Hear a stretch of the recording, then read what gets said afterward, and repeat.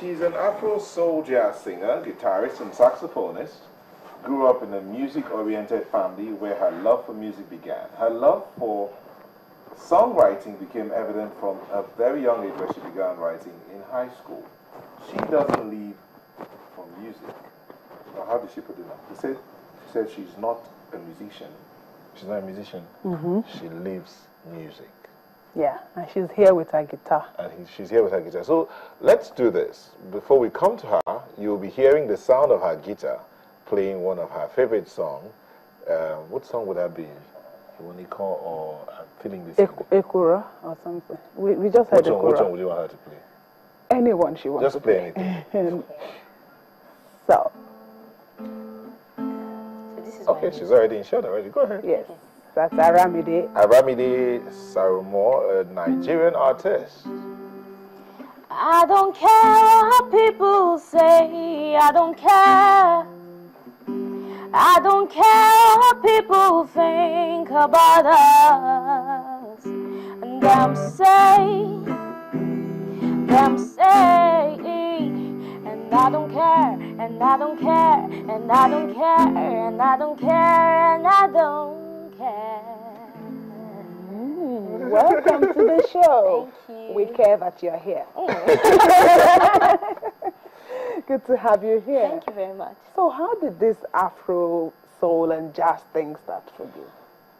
For me, it started at a very young age. I'm an only girl, so I used to play alone a lot of times. So I had enough time to explore music, you know. And then my dad used to be a jazz lover and a fella addict. You know, so I listened to a lot of Afro beats at home, a lot of jazz, a lot of Ray Charles, a lot of Kool and the Gang, a lot of very, very good music. You know, so for me, that's how it started. And then I started as a songwriter as a teenager.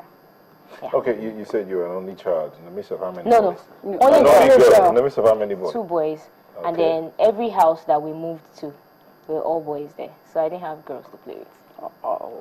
You got dolls? I used to be scared of dolls. So your brothers terrorized you? A whole lot. Yeah, and I used to work a lot, wash a lot of plates, cook. I'm happy you still look like the lady that you are. Yeah. If you stayed in the midst of men, well, you may want to have you may be looking like a tomboy. Yeah, that was like a wife. Okay, it happened in my life for a bit. Yeah. And your mom ensured that was knocked out.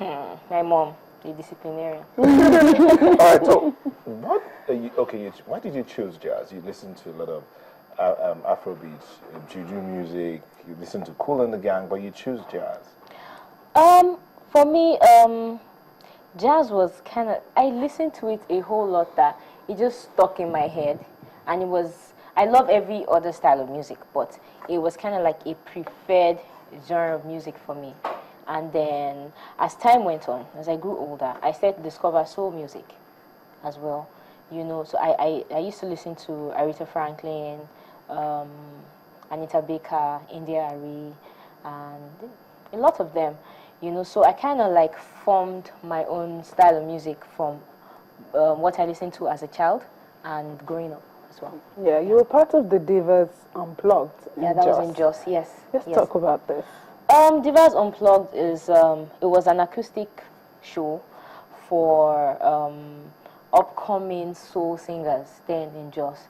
You know, we just put a show together, myself, Ruby Gang, and Eve, Lindsay, we put a show together, and we called it Divas Unplugged, and it was quite great. So it was upcoming. Now yes, are you there now? Or you're getting there? I am getting there, yeah. Okay, yes, you grew up in a music-oriented family. Yes. You loved all the music you heard. But I'm sure you would have had some interesting and challenging moments in your musical career. What would you say those are? Let me start like this. I actually started music professionally about 5 years ago, because after my NYC I moved down to Lagos, and shortly after then I got signed to Tribe Records, and I would say Tribe Records kind of like introduced me into the music industry, you know. And From there, I moved to Baseline Records. I'm currently signed to. So in between, I kind of like understood the industry, understood that sometimes you have to lower your expectations and not expect too much from people. And sometimes you have to actually really work hard to prove yourself because there are so many singers, so many talented singers, and you have to kind of like stand out.